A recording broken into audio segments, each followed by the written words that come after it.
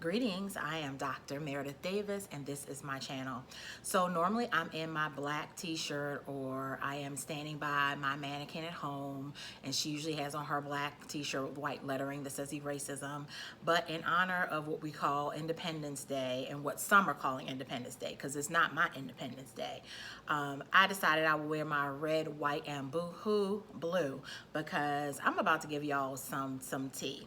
Okay, now I know that people have been talking about the Frederick Douglass speech that took place July 5th, 1855 in New York, and I wanted to talk about it in a different kind of way. I kind of wanted to interpret it in my own little way because I've read this speech a million times. I read the autobiography of Frederick Douglass probably in high school, if not immediately in college when I was an undergrad, and I remember the speech. And I always wish there was an opportunity for me to share this with people, so I'm going to share it today. So first of all, the title of this speech is The Meaning of July 4th for the Negro. Now, for those of you who don't know, Frederick Douglass was an abolitionist. He was once enslaved and was able to get his freedom and was able to learn how to read. So back in the day, it was illegal for black people to learn how to read, and it was illegal for white people to teach them, but he managed to learn how to read and write, and he became an abolitionist. He traveled across the country speaking about the freedom of black people. And the Cassidy, okay, this is where the Cassidy comes in, y'all. The Cassidy are white folk on July 5th in 1852 to ask a black man to speak about Independence Day because they were celebrating the Declaration of Independence, 1776, okay? Here it is, 1852, all right? Black people are not free yet in the United States. We have places in the States where black people can live free. Some people had to purchase their freedom. Some were born free, but a lot of people were still enslaved. And another lesson for those who believe that slavery was only a market or only an endeavor that took place in the South, it was a global market. And on the face of this earth, most nations were involved in some type of slave trade of black people, or insuring black people, or building the ships for black people. So here we are in New York, okay? And it's ironic, I'm in New York now. So I was like, oh, this is just like, this is divine. The stars have aligned themselves. So let me just give y'all a little tea. So I'm gonna give you a little information about the speech, but then I'm also gonna share about the caucasity of this. Like, you have the audacity to ask a black person to speak on a day of freedom and their brothers and sisters aren't free. Anywho, so I have it in front of me, so I'm going to be looking at it. I'm going to, read some of the excerpts, and then I'm going to kind of give my own Meredithism on it. So one of the first ones I wanted to read was, fellow citizens, pardon me, allow me to ask, why am I called upon to speak here today? Like, are y'all just being real shady? Are you just down, low down, dirty? Like, I'm sorry, I'm confused. So you want me to celebrate your independence. Meanwhile, I had to fight for mine, okay? And if you read the autobiography of Frederick Douglass, he was fist fighting for his freedom, okay? He done fought 3 men at one time, all right? So this is a man who had to fight for his freedom, and now you have the Cassidy to ask him now, can he speak at an event?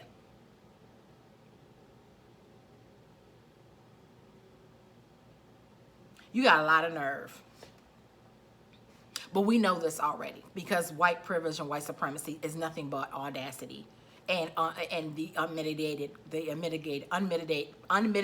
gall to think and to do things that are outlandish and outrageous. And if this isn't outrageous, I don't know what it is. Not only is slavery still existing, because slavery doesn't end until 1865. It's like 13 years before that. So we know wasn't nobody thinking about freedom in those terms back then. So you have the nerve to ask, and he's like, excuse me, but why are you asking me? What have I or those I represent to do with your national independence? Like, you talking to me? This about me? What am I gonna say to you about a freedom that I really don't have? Nonetheless, he was polite and he showed up, because I'd have showed something else to kiss. Are the great principles of political freedom and of natural justice embodied in that Declaration of Independence extended to us?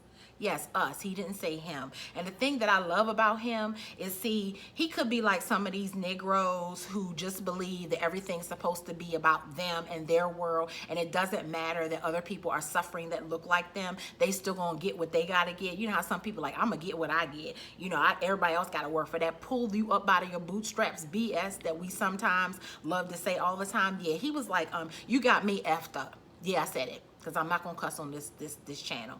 You got me all the way effed up. My brothers and sisters are enslaved. Now, granted, I'm in New York, so New York is considered a free state, okay? But I know where I just came from, okay? I had to drag myself up here. I had to get here. And now you asking me to speak about independence and freedom. And what is this we celebrate? These Declaration of Independence? I mean, weren't y'all just British criminals who just escaped because you were having a temper tantrum with the British and you wanted your way, when you wanted your way, how you want it? And I'm going to talk about that in another video. But he's like, you clearly got me messed up with this. So he says, am I therefore called upon to bring our humble offering to the national altar and to confess the benefits and express devout gratitude for the blessings resulting from your independence to us?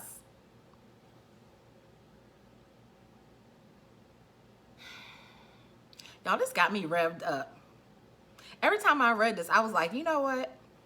If you ever want to see audacity, if you ever want to see Cassidy, and I said Cassidy, and yes, and for those white people who get angry and mad all the time because black people always calling y'all like these types of names, these icon names or these graphic names, like, oh, we lump you in a sum total of an experience. Yeah, we lumping you in a sum total of experience because that's what you act like, Becky, Amy Cooper, Karen. That's how y'all act. And right now, the Declaration of Independence, that's how they acting. Like, y'all really got some audacity. And to this day, here it is, the 4th of July, and people still expect us to celebrate like it's an actual national holiday. Like, we know it's not a real national holiday because everybody in this country is not free. To this day, everyone in this country is not free. But what do? We're supposed to celebrate. We're supposed to be happy, excited, eating hot dogs and hamburgers and all this foolishness, popping fireworks we can't even afford, making all this damn noise all night long for something that ain't even ours. And I'm speaking to black people because that's who I'm surrounded by in my neighborhood. And y'all popping fireworks like, you know, like it's a party. What's the party? Oppression? What is the party? What we celebrating? Yeah, we having some small victories and some small wins in this unrest and this selling, but baby, we ain't done yet. Okay, hold your mule, because we still got a lot of work to do. So anyway, back to Fredrick Douglass. I'm going to go through some other things in his speech.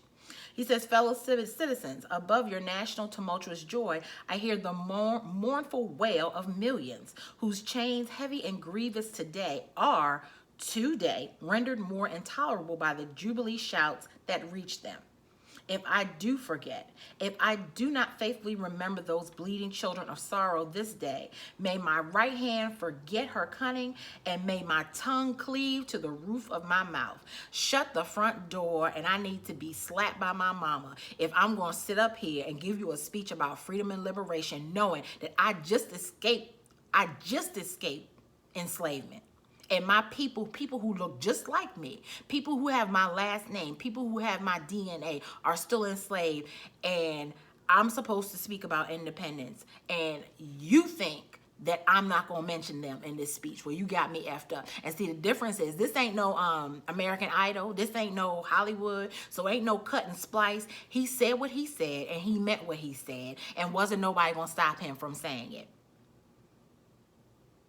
And as a matter of fact, this also speaks to these neo-white liberals who walk around here acting like they woke when they are comatose and sleep at most.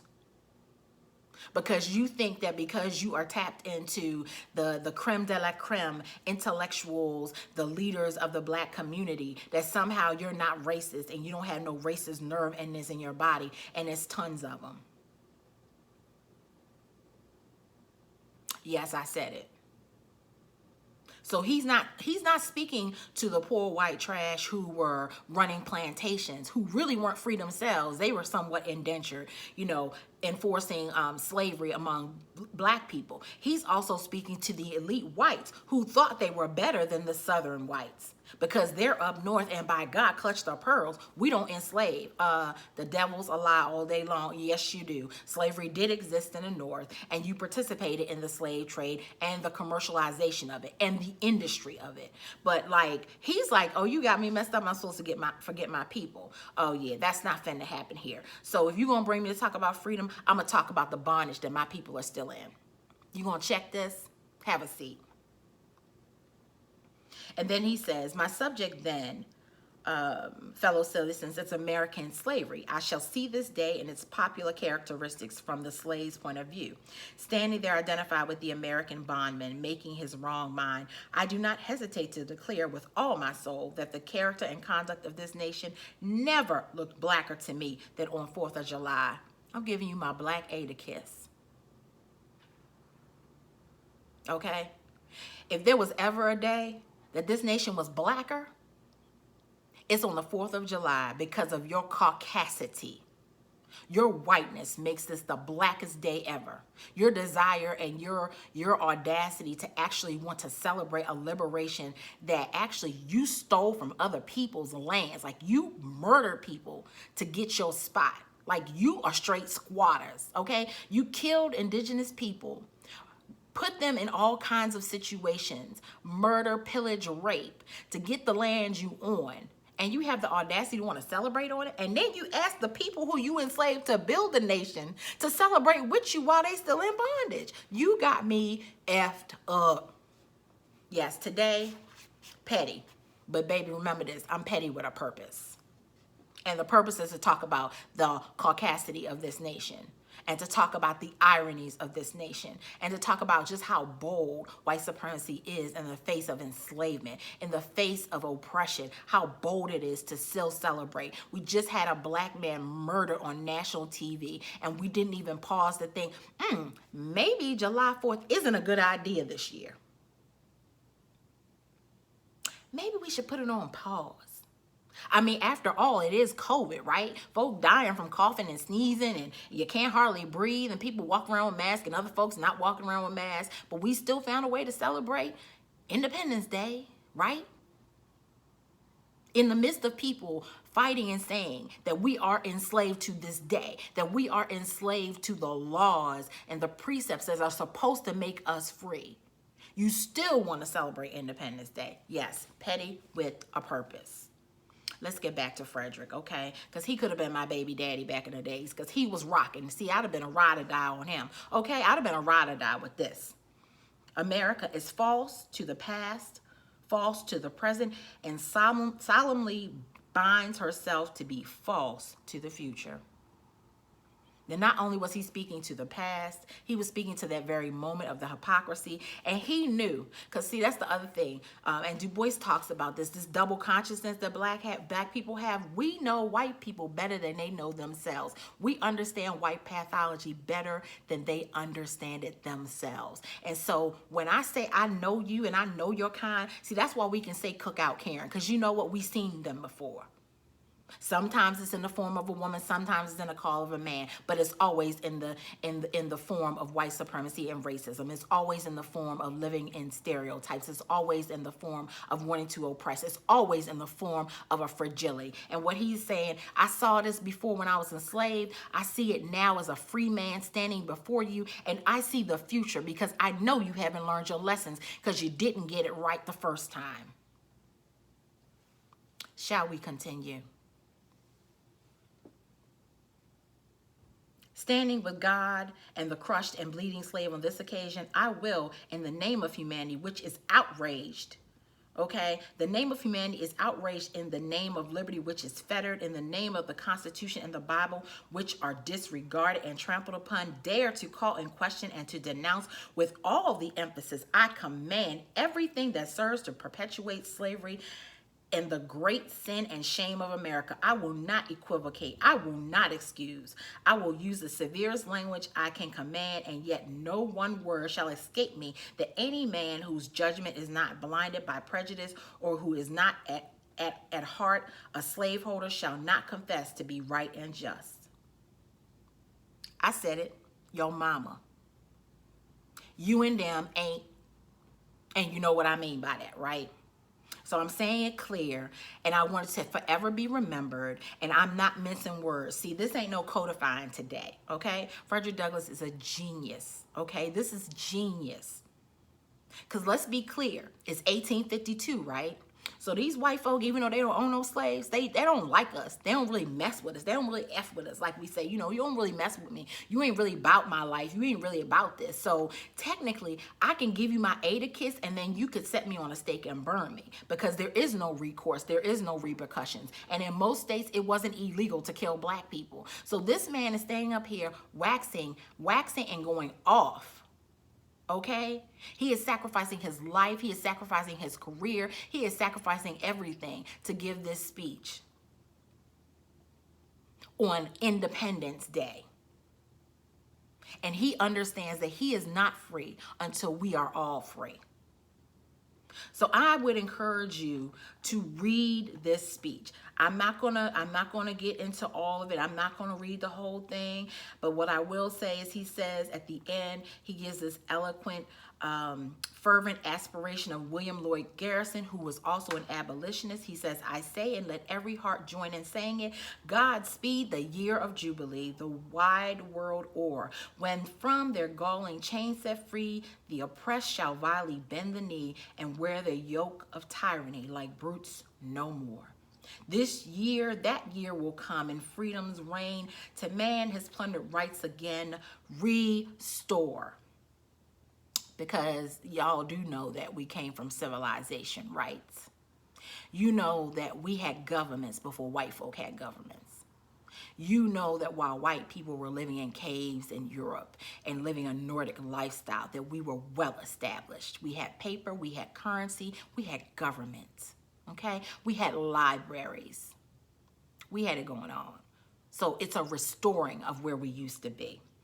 God speed the day when human blood shall cease to flow, and every clime be understood, the claims of human brotherhood, and each return for evil good, not blow for blow. That day will come, all feuds to end, and change into a faithful friend, each foe. Well, I ain't really looking for no friends, so, you know, I understand what he's saying, because he also was Christian. He believed, you know, turn the other cheek. I don't know how I feel about that yet. God speed the hour, the glorious hour, when none on earth shall exercise a lordly power, nor in a tyrant's presence cower, but to all manhood statue tower by equal birth.